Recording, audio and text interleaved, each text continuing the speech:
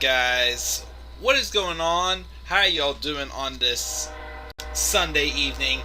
Yes, this is the Club of the Man 1993, and I know I've been saying I'm going to do this, I'm going to do this, and I'm going to do this. Unfortunately, guys, I keep saying it's life.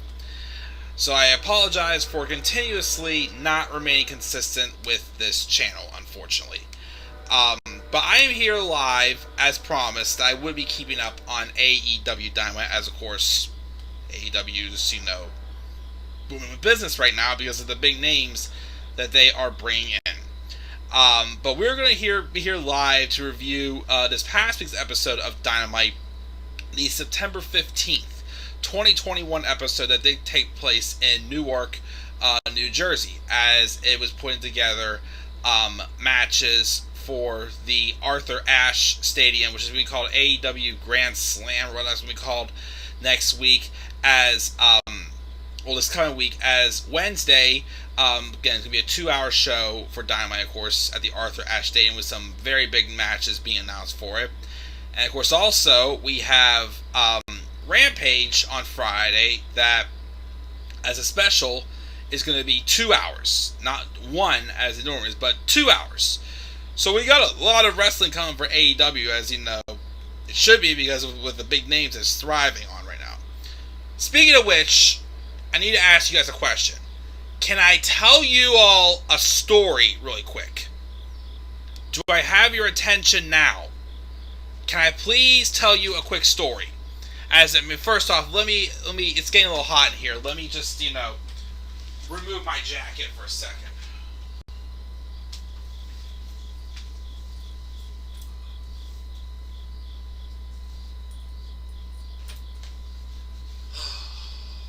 Man, that feels so much better. That feels so much better. Alright, yes, I am going to address the elephant in the room, as you obviously saw. Yes, finally, in the mail. On Friday, I couldn't do any videos because I wasn't home on Friday. And then I was out all day yesterday, and I did some stuff today. But yes, finally, after a few weeks, of course, with, shipping and stuff these days, which, I can, digest to, as I, of course, I work in that industry. But yes, my new CM Punk shirt finally came in the mail. It is my 4th CM Punk shirt that I have, as, of course, I got a 3-pack for Christmas. I think it was in 2015 or 2016, one or two. I called it CM Punkmas. But I couldn't pass up on getting this one, because this was the one I truly wanted. But I'm glad I got this shirt, of course. But yeah, let's talk about Dynamite from this past week. Again, despite the fact that AEW is killing as far as, of course, All Out was, again, one of the best shows I've ever seen. They're bringing in names like CM Punk, Malachi Black, Bryan Danielson, Ruby Soho. By the way, shout out to her, as she had a great interview with Chris Jericho on Talking is Jericho. I think it was on Friday it was released. Definitely recommend checking it out. It was a nice interview she had with Jericho. Paul White, Punk, if I didn't say him already. But yeah, so many big names that they brought in. And like I said, it's basically making me feel like, more and more of like, why on earth am I even watching WWE? Which I haven't watched any WWE really at all in the past, since SummerSlam. I know I said I was going to try to do like a stream on WWE. I don't even have the time, because tomorrow, after I'm done here, I have one more of my next 5 Seinfeld reviews to record. And then I'm going to pack up, because I'm going on vacation, but I'm not leaving until Tuesday. But tomorrow night I'm going to be at my girlfriend's. So, and then Tuesday after work, I'm leaving. I'm going down to Virginia to visit my sister and a friend of mine from high school for a few days. So after Tuesday, I'm going to be gone for the rest of the week and coming back on Sunday. And also, Wednesday's my birthday, by the way. I'll be the freaking old age of 28. But so yeah, I don't know when I'm going to get to do this, stream, just talking about some recent things with WWE. I'm not going to be able to watch Extreme Rules. I'll probably check out Extreme Rules, though, some point the following week. But like I said, I just really haven't been keeping up with WWE at all. And again, AEW continues to give me excuse. Also, reasons Dallas is like, why am I even watching this show? I got this. But despite all that, the point I was about to get to is Dynamites have been good, but I feel like that they're really setting the bar lower for the higher expectations for like the bigger shows, like the Arthur Ashe Stadium shows for next week, or like the hype up for Rampage when CM Punk debuted.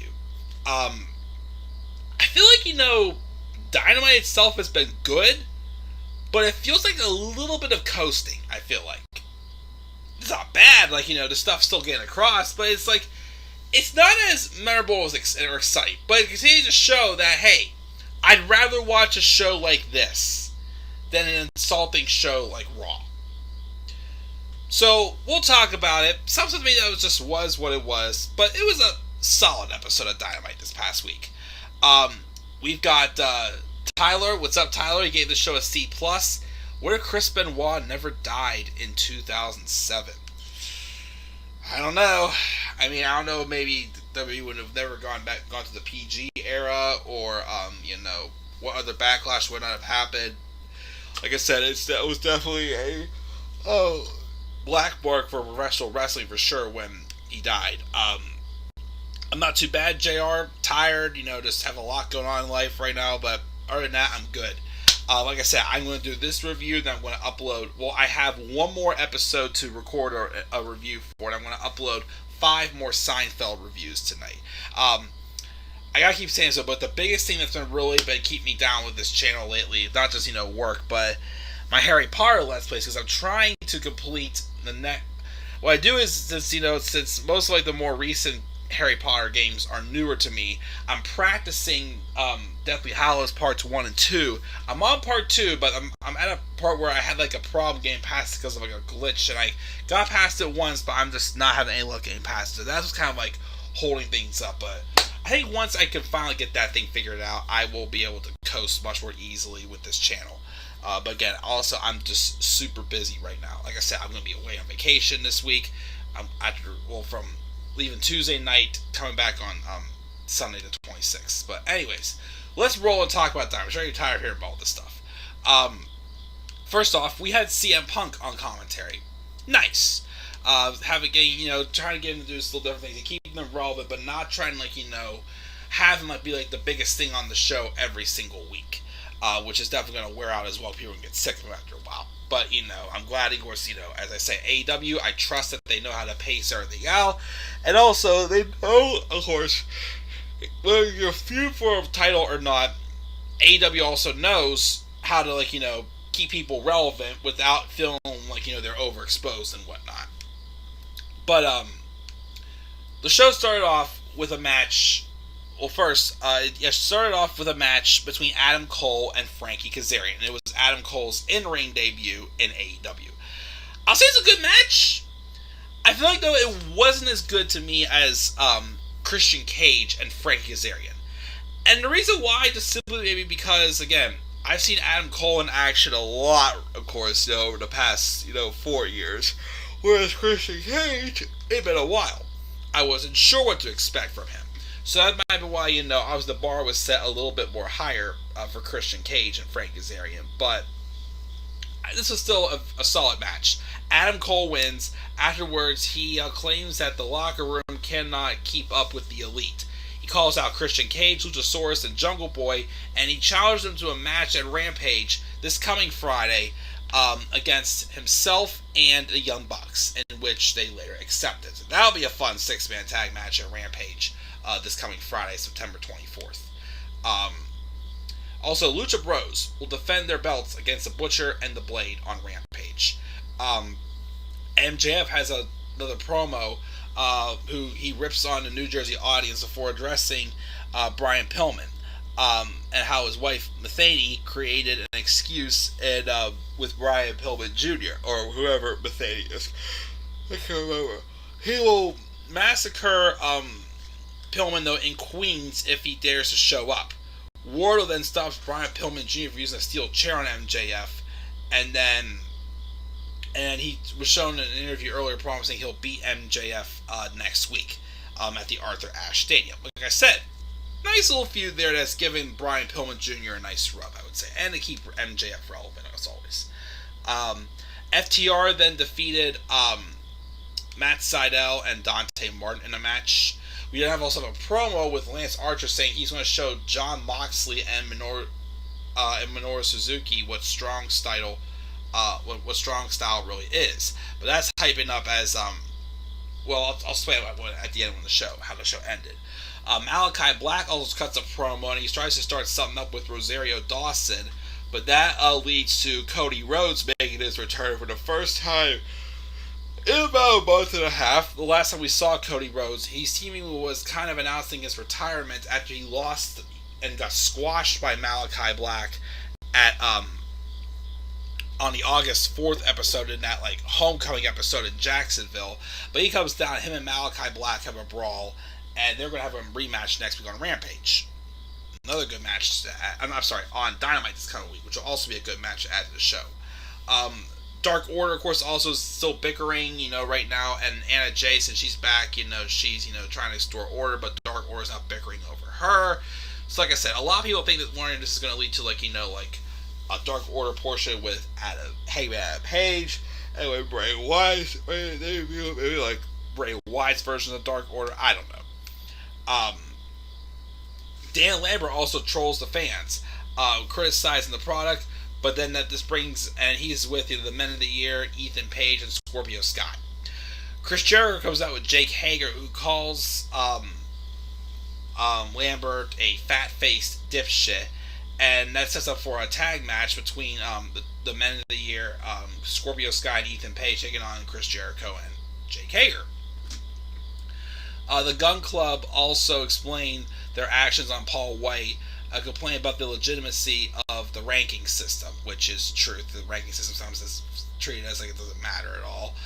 Jay Cargill then defeated Layla Hirsch. We also have Andrade El Idolo gloating about his victory over Pac at Rampage, which I did not get to watch the match, but I hear the match with Andrade and Pac was pretty awesome, which I'm glad to hear, as they're both definitely super talented.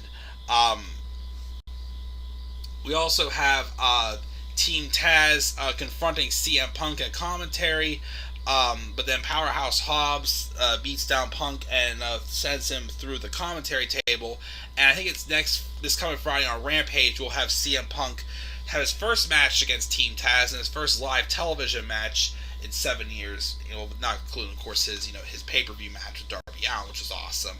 He held his first match on TV in 7 years against Will Hobbs, or Powerhouse Hobbs, as again, Punk is feuding with Team Taz right now. And once again, if you haven't done so, definitely try to get this t-shirt. It is freaking awesome. Speaking of Darby Allin, Darby has a match with Shawn Spears. He beats Spears, but afterwards, FTR comes down and brawls with Sting and Darby, and then Tully Blanchard gets involved, and they basically wipe off the face paint of Sting and Darby Allin. Wow. Bold statement right there for sure by the members of Pinnacle. We also have a segment there, also one of the best moments of the night. Bryan Danielson came out. He does not like the Elite. And then Tony Schiavone asks Danielson to come out, but then Don Callis comes out with Kenny Omega and says everyone's heard enough from Danielson. He calls the American Dragon a mark, but Bryan refuses to back down. One day it will be about the title, but right now it's not going to be about the title. It's about who is the best. And he wants to face Kenny Omega in a non-title match, which Omega accepts, and the match is taking place on Dynamite this coming week, which will be freaking awesome. If I wasn't going to be on vacation, I would definitely do live reactions for that match. Even though, like I said, probably how we do live reactions for a live TV show match is the fact that the commercials are involved. But that's going to be awesome. We also have Miro talking about the Redeemer, but he questions why he is being challenged.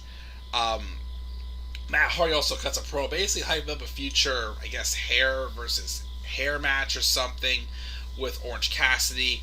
And in the main event, Jon Moxley and Eddie Kingston defeated 2.0.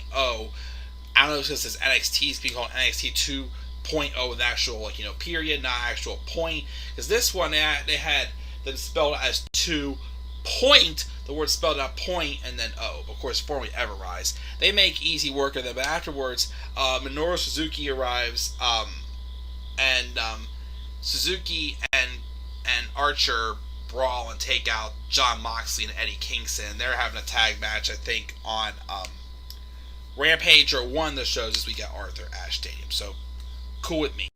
And that's Dynamite. Again, like I said, not a terrible show, but like I said, it wasn't like super duper like must see either. I'll give it a B minus. My favorite part though for this past week, for what I saw for the highlights and whatnot, was the promo segment. Also, I got to talk about really quick with Britt Baker and Ruby Soho firing shots at each other. Baker had already fired a shot at Ruby, saying how you were stuck in catering for 4 years. How she also mentioned in this promo how she got fired. Ruby though mentions also how Britt is entitled, very self-centered, and she's banging some guy in the back, referring to Adam Cole, which was awesome. Also how Ruby thinks that Britt has always shoved up Tony Schiavone's rear end. Again, very great shoot promo. I have a pretty good match with Ruby Soho and Britt Baker next, which I'm definitely excited about this coming week on my birthday again. Even though maybe watching Survivor with my family, because that is the season debut of Survivor, which I'm excited to see back. Again, a lot of things are coming back this week for TV shows I can't wait to see. And of course, again, it's my birthday week, and again, on Wednesday I'll be turning 28, which is pretty cool. And that's Dynamite. Gave it a B minus. And as Tyler described also, it was a cool down Dynamite. But it was still effective. It worked. And like I said, this week's episodes at the Arthur Ashe Stadium are going to be pretty awesome. I see with the matches we have lined up. Let me see if I can AEW Grand Slam. Let me see if I can pull up the full card for those.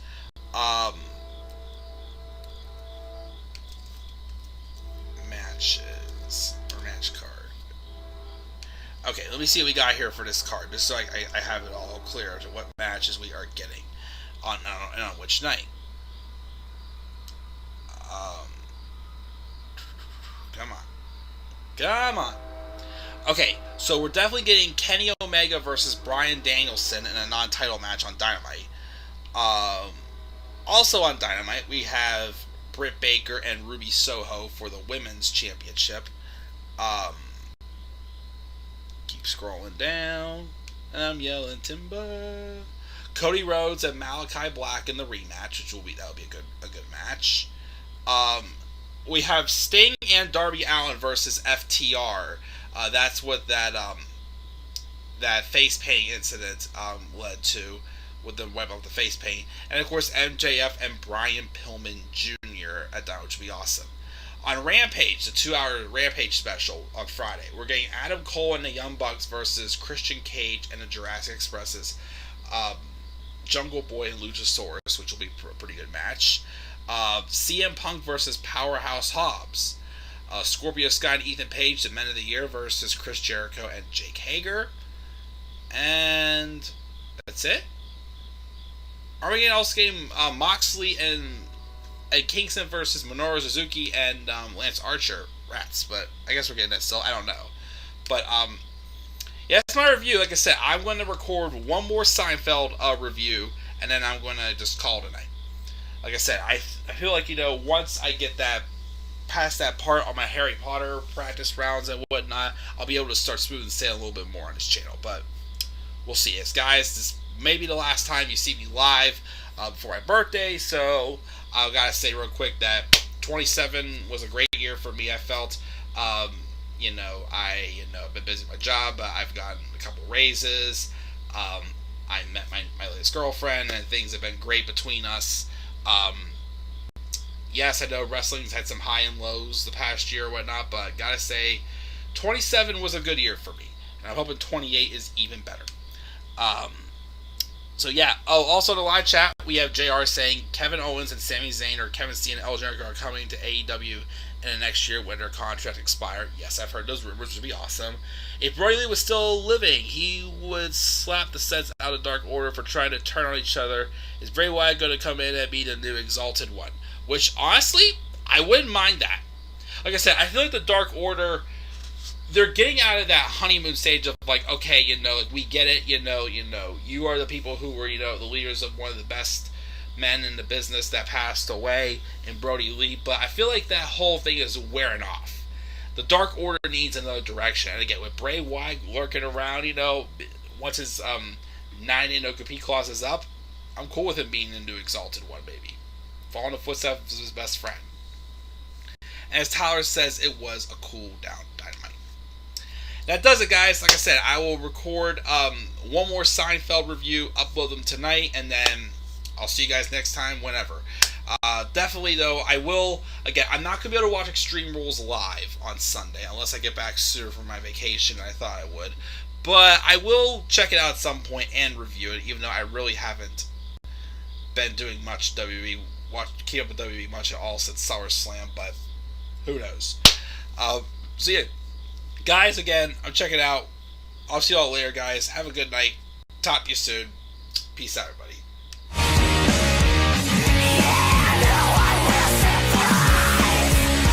No escape.